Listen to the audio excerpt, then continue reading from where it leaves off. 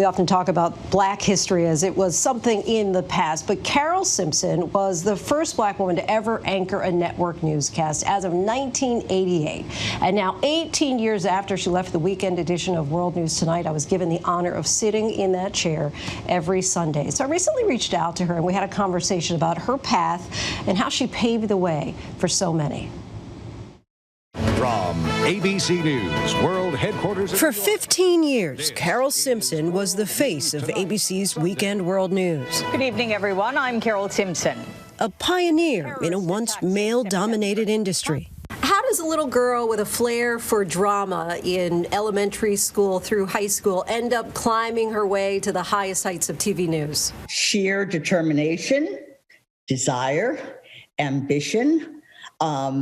I didn't know what I wanted to be until high school when I was on the high school newspaper. And I liked the whole idea of asking people questions. And that she did. Simpson not only broke news, she broke barriers, shattering glass ceilings along the way. We have interrupted your programs this morning for what we believe is a very newsworthy event. Chicago's first black female television reporter. Then in 1988, the first black woman to anchor any major network newscast. And later, the first woman of color to moderate a presidential debate. What are you going to do to get the guns off the street? I'm curious, for someone who's a pioneer like yourself, what your inspiration was. It was the negative, that everyone told me, no, I couldn't do this. And it was those no's that I refused to accept. And I would say, don't tell me no. I've prepared myself. I can do this, and I'm going to show you. You have said that you have faced 3 different forms of bias: race, age, and sex discrimination. What would you say has been the most pervasive and most difficult to surmount? People are surprised when I say it. It was sex discrimination. I suffered more discrimination because I was a woman than because I was black.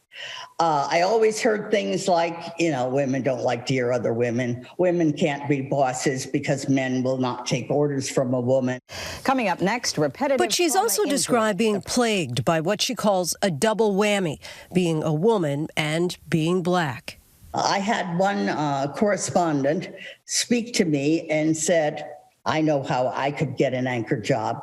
All I have to do is put on some blackface and wear a skirt. And so it bothered me that there were lots of people that thought I only got the job because I was a black woman, not because I might be talented, not because I might do the job well. And that was very hurtful.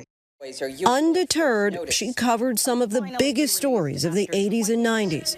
This is the house where Mandela lived when he set up a secret military wing of the ANC. The Clarence Thomas, Anita Hill hearings, Oklahoma City bombing, the Senate impeachment trial of President Bill Clinton.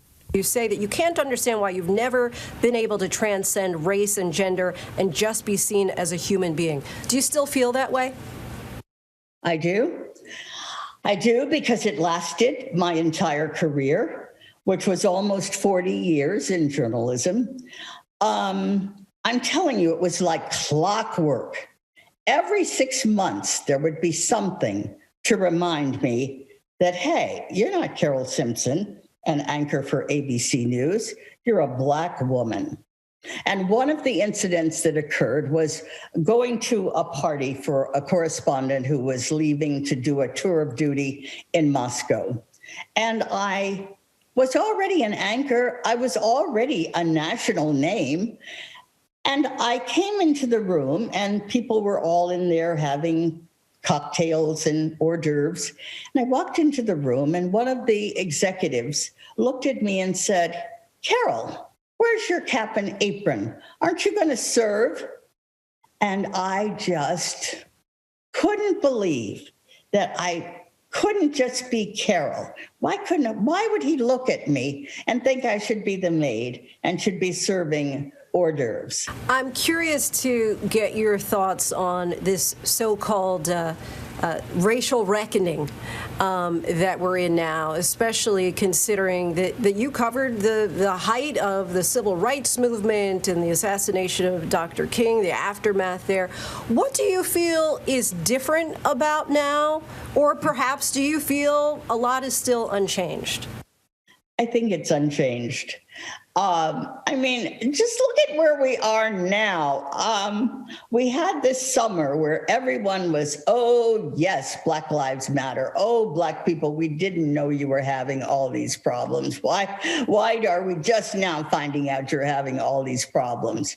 And so then everybody was, oh, my God, people were selling things. Black Lives Matter, there's signs in shops and everything. So it looked like everybody was like getting it all of a sudden.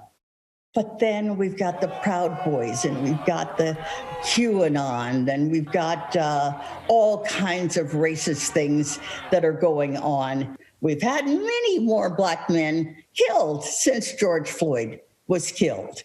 And yet, do you hear any more about that? No.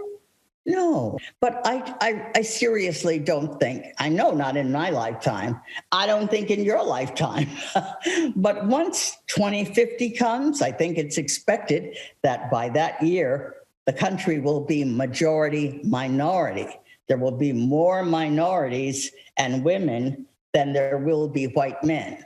So maybe by then, but no time soon. Now retired at 80 years old, Simpson has started a blog called Wise Old Woman. She says the views of older women are seldom heard in public discourse. And she writes on her website, this wise old woman has something to say. She certainly does. Well, I don't feel too old. And you certainly don't look too old. I mean, people are going to really question if you're really 80 years old. What would you like your legacy to be? I've thought about this. As you get older, you think about this.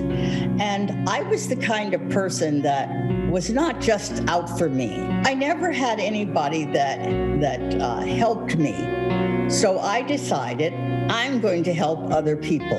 And I wanted more and more African American women to come behind me.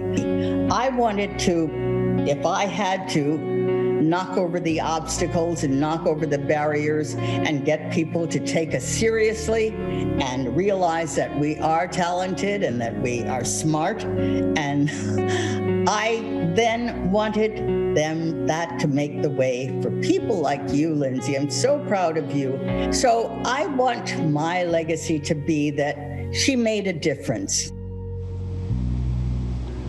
She continues to do just that.